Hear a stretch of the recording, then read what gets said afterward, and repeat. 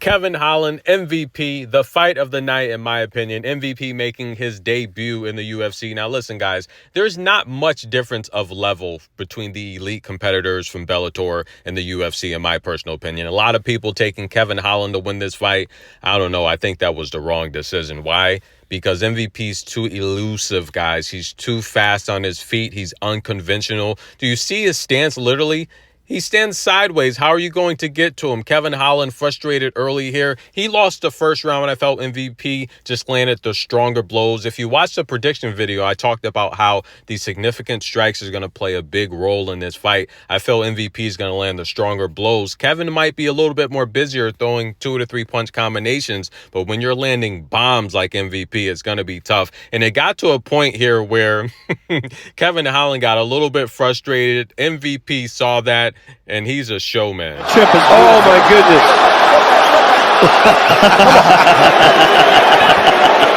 Fight!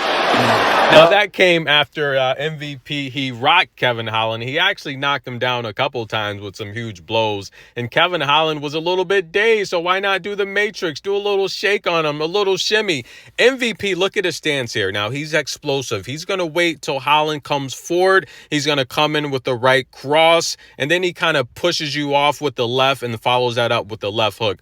Very, very tricky and tough to find a rhythm against a fighter like this. He shoots in, shoots out. While Kevin Holland, he tries to time you, and the problem is he can't get to MVP. MVP's too quick. A lot of people said he's 5 years older. He's going to be the slower fighter.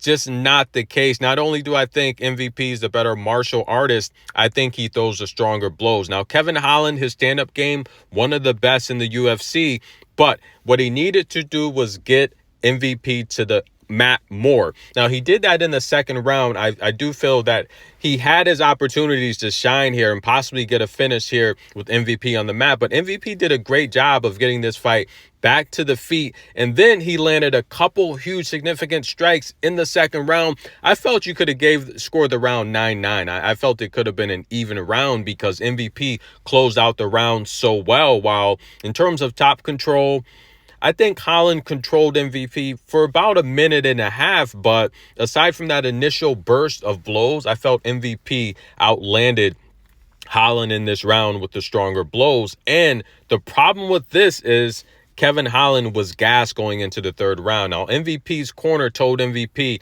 listen, you need to fight smart. Fight smart. You're going to win this fight. A lot of people had it 1-1 going into the third round, possibly, but Kevin's corner on the opposite side is telling him to throw the uppercut. If you watch the prediction video, I told you Holland's got to throw the uppercut. Why? Because when MVP shoots in, he's shooting in to throw the right cross, and Kevin Holland, it's really going to be tough to get out of the way because he darts in so quick. The only thing Holland can do, he can try to slip the punch coming forward, and I think he'll have an opportunity to attack the body or go for a takedown.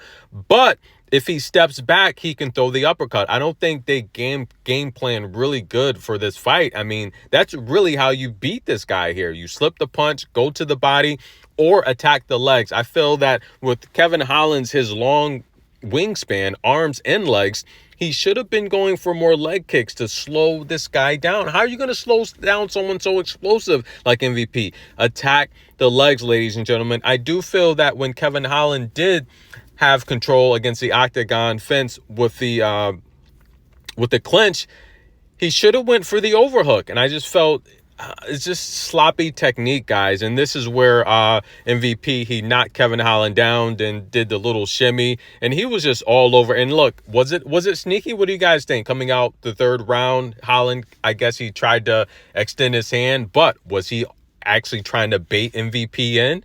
Possibly as well. MVP not having it. He rocked him, knocked him down, and the elbows. I just feel that the variety that MVP has a little too much. Now, Holland did talk about how Bellator is not on the level of the UFC, and, you know, he's a B fighter. That's a B organization. It is, but MVP is elite, and of all the fighters from Bellator, there's a lot of great fighters in Bellator. MVP was definitely one of the top fighters in terms of notoriety. A lot of people understand that, and I don't think when you're on that type of level, especially with his background, the bare knuckle fighting, it's a level of just comfort going in here knowing that now you have gloves on and you could really handle the blows of Kevin Holland. I just felt MVP was the side to be on. Now, Kevin Holland would say here, look, man, I wanted you to fight.